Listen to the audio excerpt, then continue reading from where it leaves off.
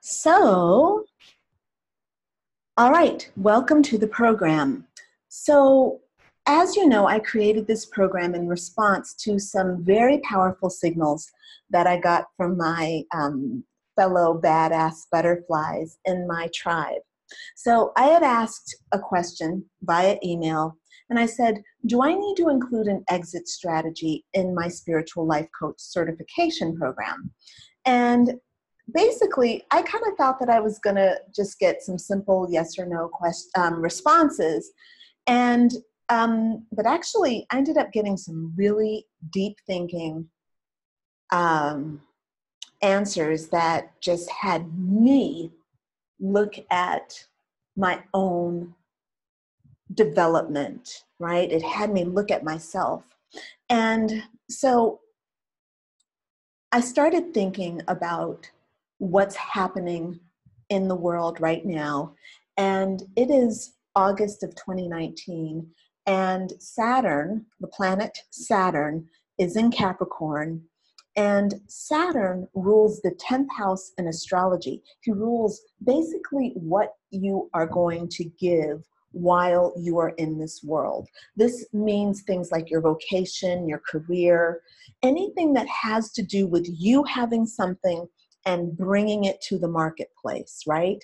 It's like, how do you, what's your hospitality in the world? What are you giving? How are you being of service in the world, but in a big way? Not the job you do, not drive to work, punch the clock, more about like your deepest way of presenting yourself in the world. Yeah. So Saturn is currently the ruler of Capricorn, this 10th house, and Saturn is in Capricorn, and he's going to stay there for 2 years. So he moved in earlier this year. He's going to be there through the end of 2020.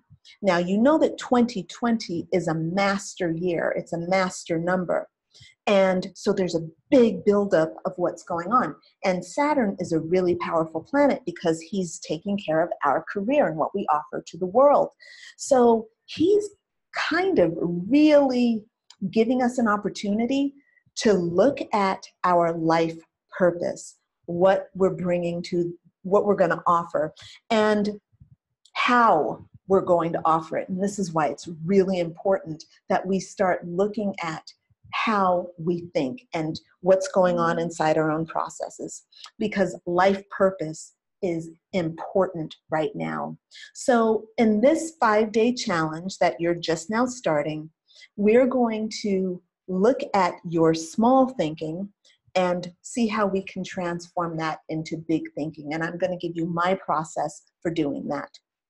So now, before you start getting kind of like worked up and, thinking about how your life purpose can't be manifested because, survival mode and, I'm too busy taking care of other people, too busy like entrenched in codependency, or I'm a perfectionist, I can't start because, I'm not perfect yet, or I don't have enough information, or I don't have enough money. All these kinds of things that you're talking about are coming because you are victim of small-minded thinking. You have a small mind exit strategy that's active in your psyche, and you just happen to believe that that's true. So I cannot, as your spiritual life coach. So I am your spiritual life coach. If you're in this program and you're reading my words and you're watching my video and you're getting anything from me in this moment, I'm coaching you to something different than what you were before. So I'm your spiritual life coach. And so I will not accept from you a habituated way of looking at your life without challenging you on it. Yeah. So your knee-jerk response to your life purpose, meaning I'm in survival mode, I'm not divine, I don't have power, I have too many this, I have too much that, I have ADD, that's my favorite one right there, I have ADD. Stop already.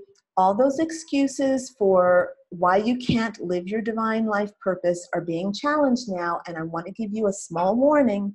Saturn is tired of hearing it because he's like, look, y'all, with your first world problems, y'all getting on my nerves because it doesn't make any sense for you to be making all these big claims about what you cannot do when you have the whole universe, all the planets, all the stars, your spirit guides, angels, ancestors, archangels, elementals, devas.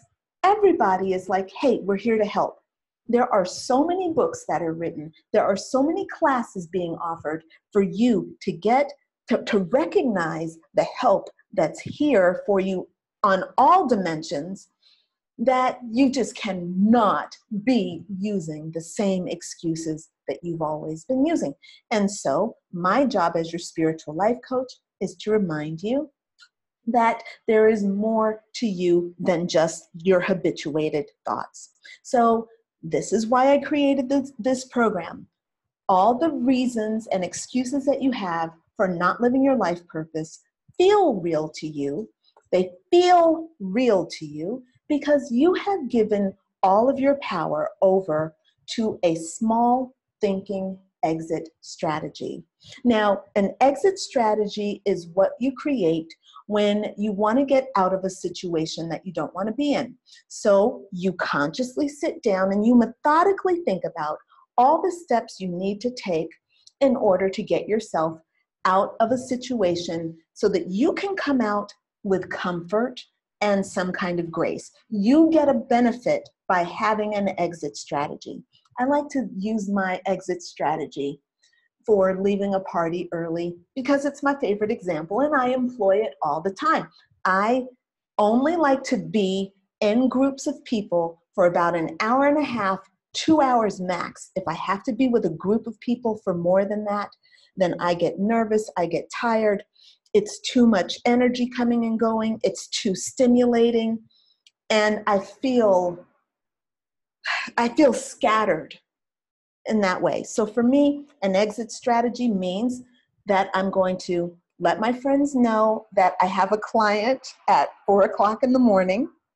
I'm going to let them know that I'm leaving early, so don't worry, they won't be all panicked. And because I'm single and my friends are very concerned about me here, you know, they like to know that I'm safe. My Italian friends are they're very affectionate, and they're also very nurturing. So they like to know that I'm going to get home safely. They like to know how I'm going to get home. So I always let them know exactly what my plan is. I'm going to take a taxi, or I'm going to leave at X time so I can catch X bus, and I'm going to do blah, blah, blah. So this helps them to be at ease. And so when I get ready to leave, I'm leaving with grace. You see? So that is a brilliant exit strategy that I've devised, right? I've thought it through. Now, the thing is, most people are afraid of like having to take responsibility for being magnificent. So this is important to understand. So like, for me, my exit strategy is to go from being at a situation that makes me uncomfortable to being in a situation, leaving that situation and moving on to a place where I'll be more comfortable. There's benefits all around. My theory is that inside of you is something that is uncomfortable, that makes you very uncomfortable. And so what you've done is you have created a small thinking exit strategy that helps you get away from that discomfort so that you can experience comfort and not have to deal with that thing you don't want to be dealing with. So I'm saying that you're probably 99.99% afraid of your own magnificent divinity. So here's where I'm going with this. I know a lot of people are like, oh no, not me. I love being divine. I'm like, okay, great. If you love being divine, it's interesting that you're in this class for people who feel like they're not divine. You're drawn here for a reason. So you might want to just stop and challenge that idea and understand that maybe there are parts of you that still feel a little bit scared on some level. Yeah. So I have learned that most people are afraid of the responsibility that goes with being divine. It's responsibility, and it's very painful to be well paid for work that really excites you when you have a parent that slaved at their job and hated the work that they did. And they did that, though. They sacrificed themselves so that you and the rest of their family could actually have an easier time in life. So, of course, they did that so that you would have an easier time. However, children don't really see it that way. When we, empathetic little creatures, see our mom go off to work and early and then come home exhausted, we feel bad about the sacrifice that she's making for us. It makes us feel like we're not worthy, and it makes us feel bad. So what we do is we start to shrink, and we don't really want to surpass our parents. That's not natural for us to like go beyond our parents. So we start developing an egoic structure that basically says, hey, I'm going to only do this far, or this is how far I can go and still be safe.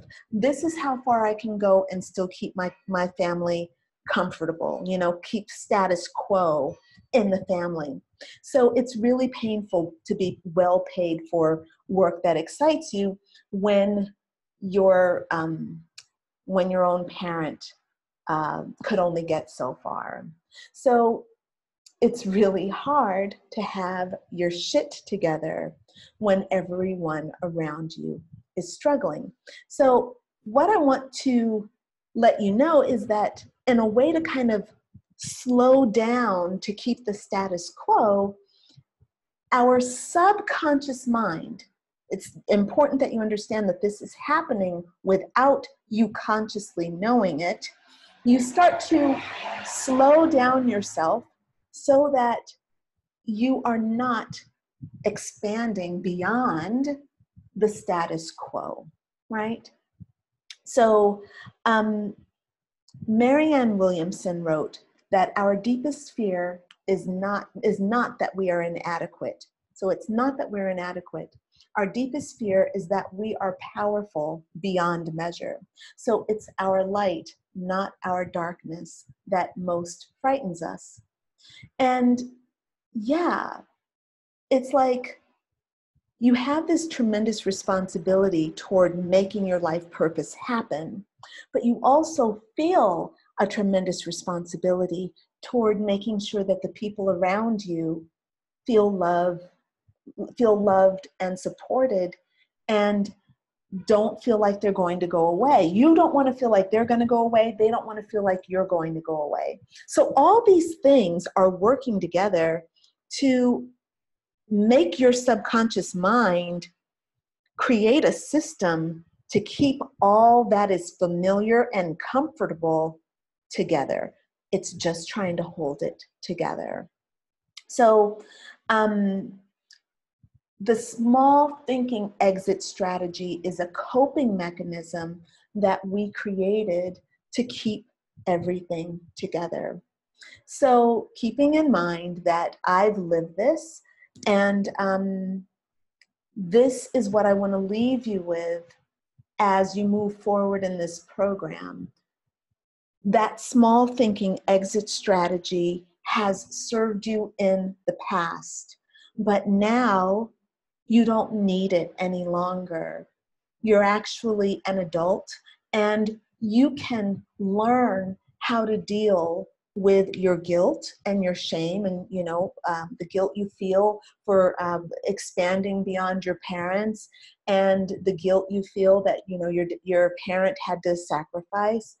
You can consciously deal with that and heal that and move forward. That's one thing. But also understanding that, as a child, that was a good coping mechanism for you. Yeah? It was good that you were an empathetic child. And so you really want to recognize that love you have. That love you have. That was a mosquito. And I did get him.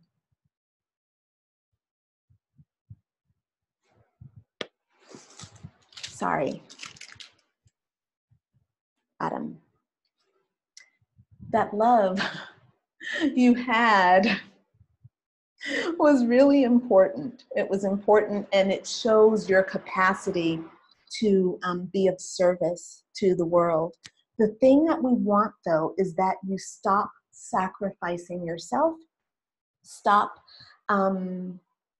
making yourself small so that others can feel more powerful.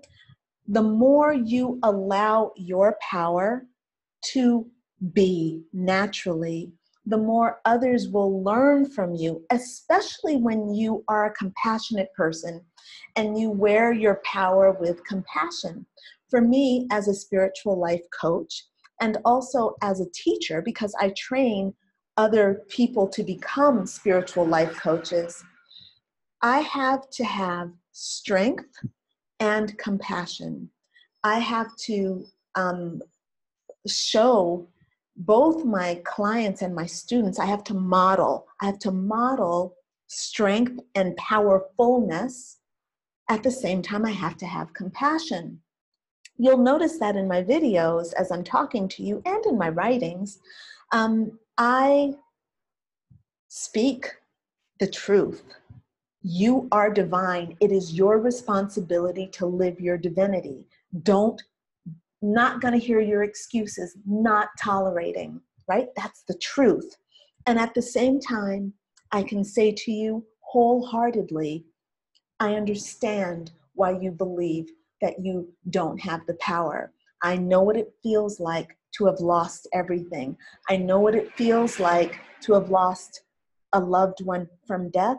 And I know what it feels like to have lost a loved one from divorce. I can give you that compassion. I have it, but I will not act small so that you can feel big.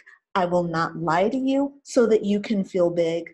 I will not sacrifice any part of myself so that you can feel big. I will, though, give you the tools that I used to help me embody my power, and I will share them with you. And if you come before me, I'm going to be honest with you. So you really only want to work with me if you can handle this. All right? Okay, excellent. Signing off. Catch you in the next video, okay? Oh, sorry, didn't really close out this introduction. Let me close out my introduction here. So for the next few days, you're going to be working through this program, and every day, what you have to do is written out for you. I'm going to be making videos that basically summarize each of the different steps. They will be posted in each module. So you just have to work your way through the modules and follow the instructions.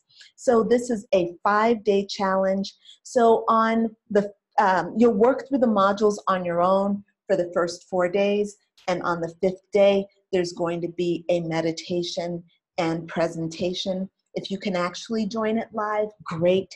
If not, don't worry. The replay is going to be posted for you on your in the course, so you'll see it there as soon as it's done. All right, yeah. Because actually, yeah, this new moon happens to be rising at 12:37 here in Italy, and that means that in New York or East Coast, it'll be 6:37 in the morning. And in California, it'll be 3:37. Sorry. I can't help it. What can I do? So, won't be able to.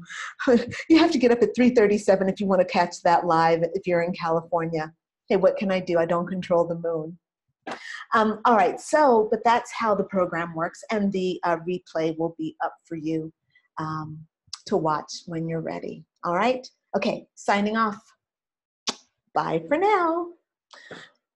Baci. Ciao. Ciao for now.